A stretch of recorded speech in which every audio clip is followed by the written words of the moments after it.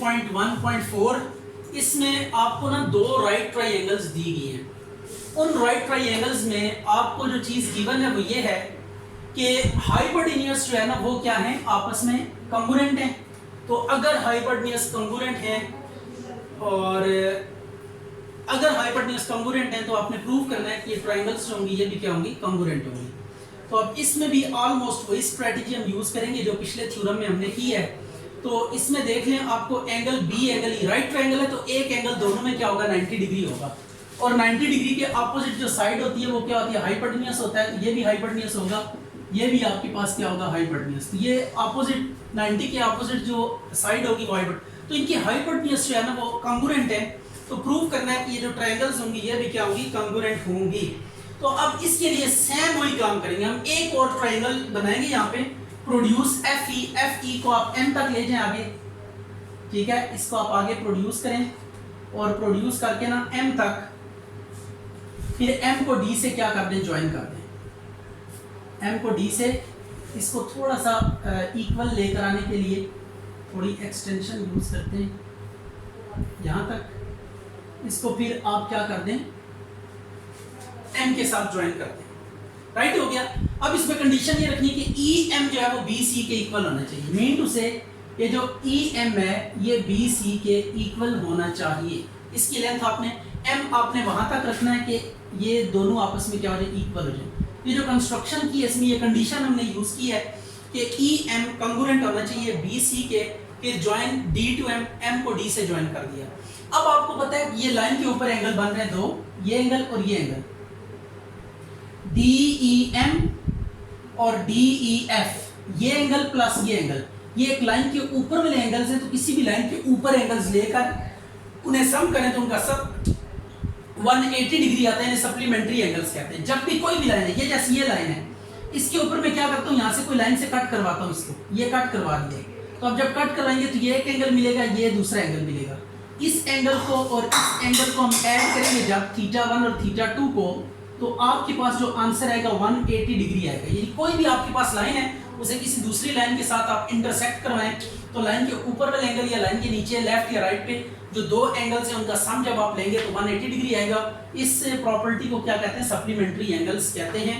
अब D E F आपके पास 90 degree है, D E F D E F D E F, ये देखिए ये एंगल कितना है, 90 डिग्री। तो डी ई एफ वाला एंगल 90 डिग्री है, तो इसकी जगह आप यहाँ पे 90 पुट करें। इस 90 को जब उधर लेकर जाएंगे 180 माइनस 90, ये भी 90 आ जाएगा, राइट हो गया। तो ये आपने क्या किया, जस्ट ये डी ई एफ की वैल्यू यहाँ पे पुट करनी है, इसको दूसरी साइड पे लेकर जाएंगे 180 माइनस 90, ये 90 आ जाएगा।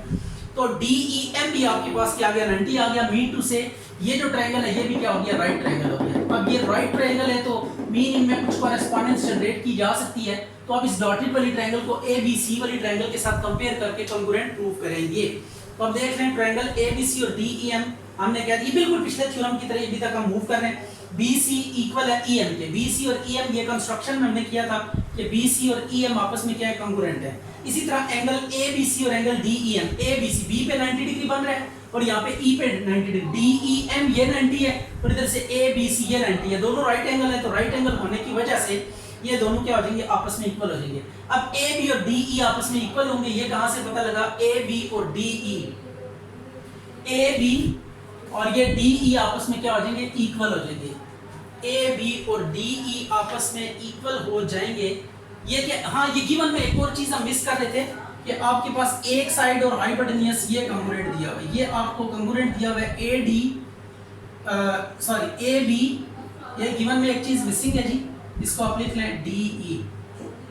ये गिवन में तीन चीजें हैं, एक तो राइट एंगल ट्रायंगल है ये, और हाइपोटेन्यूज और फिर कॉरेस्पॉन्डिंग साइड्स, ये दो चीजें कंग्रुएंट है। अगर ये दो चीजें कंग्रुएंट है तो हमने ट्रायंगल्स को क्या प्रूव करना है, कंग्रुएंट प्रूव करना है। तो ये भी आपके पास कहां से आ गया जी, गिवन से आ गया, A B D E given से।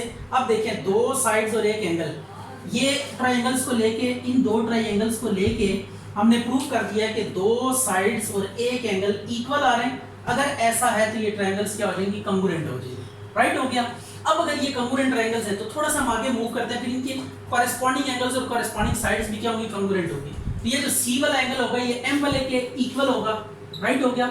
सी वाला एम वाले के इक्वल होगा क्योंकि ये ए बी और डी ई ये सेम टू सेम है, तो ये डिफरेंट है एम, तो इसका इधर से सी डिफरेंट है, तो सी वाला एम वाले के इक्वल होगा और सी ए एम डी के इक्वल होगा। सी ए एम डी के इक्वल होगा। सी ए यानी हाइपोटेन्यूज 90 के सामने ये भी हाइपोटेन्यूज है, ये भी 90 के सामने हाइपोटेन्यूज है, तो ये आपस में क्या हो जाएगा, इक्वल हो जाएगा। C A is equal to M D corresponding sides of congruent triangles. ये कंग्रुएंट ट्रायंगल्स है तो 90 के सामने वाली ये साइड है, इधर 90 के सामने वाली ये साइड है, ये ट्रायंगल और ये ट्रायंगल कंग्रुएंट है। अब इनकी कॉरेस्पॉन्डिंग एंगल्स और कॉरेस्पॉन्डिंग साइड्स क्या होंगी, कंग्रुएंट होंगी।